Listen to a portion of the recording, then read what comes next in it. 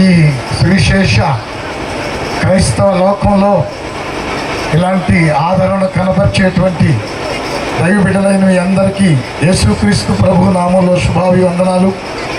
ఈ సమయంలో ప్రవీణ్ గారి యొక్క మరణం, దీన్ని ఎవరు కూడా హృదయాలలో సహించలేక అన్యాక్రాంతమైనటువంటి మరణాన్ని నిరసన తెలియజేస్తూ ఉచితంగా ఎవరి యొక్క ఖర్చులతో, ఎవరి యొక్క ప్రేమలో అందరూ కూడా ఈ రోజంతా సవిశేషంగా జనాలు విస్తరించి వచ్చారు అంటే దీనిలో ఉన్న దేవుని యొక్క ప్రేమ ఎంత గొప్పదో ప్రజలు అర్థం చేసుకోవాలి.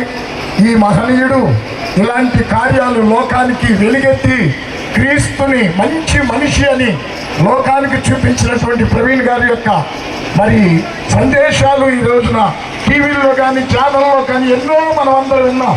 ఆయన యొక్క మంచి మనసు, ఆయన యొక్క మంచి సందేశాలు ఈ రోజున ఆయన సాక్షిగా మరణానికి అప్పగించారని సహించలేక మనమందరం ఈ రీతిలో ఈ యొక్క రోడ్డు మీద ఇలాగ మనం నిలిచి ఉన్నామంటే ప్రజలందరూ దీన్ని అర్థం చేసుకొని క్రైస్తవ లోకం అనేది సహించేది, ప్రేమించేది, ఓర్చుకునేది, ప్రజలకు ఒక మంచి మార్గాన్ని అందించేదని ఎరిగి మరి ఈ సమయంలో ఆత్మీయులు ప్రవీణ్ గారు వారి కుటుంబం బిడ్డలు విడిచి వెళ్ళిన వారి కుటుంబానికి దేవుడు ఎనలేని ఆదరణ ఇచ్చేటట్టు మనం ప్రార్థించాలి.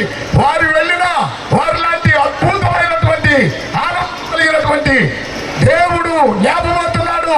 ఇంకా అనేకుల హృదయాలలో క్రీస్తు యొక్క జనన మరణ రక్షణ అందించడానికి దేవుడు అనేక అద్భుత కార్యాలు చేయబోతున్నాడు కనుక ఈ సమయంలో కూడిన మనమందరం ఈ శాంతియుత ర్యాలీలో దైవ సేవకుడు కీర్తిశేషులుగా మన మధ్య నిలిచబడిన ప్రవీణ్ గారి యొక్క కుటుంబ ఆదరణ కొరకు మరి ఇంత గొప్ప కార్యాన్ని మా ఆత్మీయులు మంచి మనసుతో మేమందరం ఎప్పుడెప్పుడో ఎదురు చూస్తా ఉన్నాం.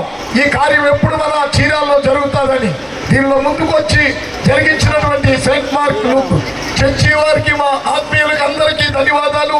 మా వేటపాలెం మండలం తరఫున వారికి వారి యొక్క మరి తెలియజేసినటువంటి నిరసనకు మేమందరం సపోర్ట్ ఇస్తూ సహకరిస్తూ ఉన్నాం.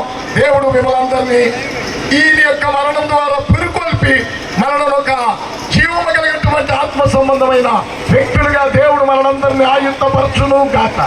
ఆమేన్.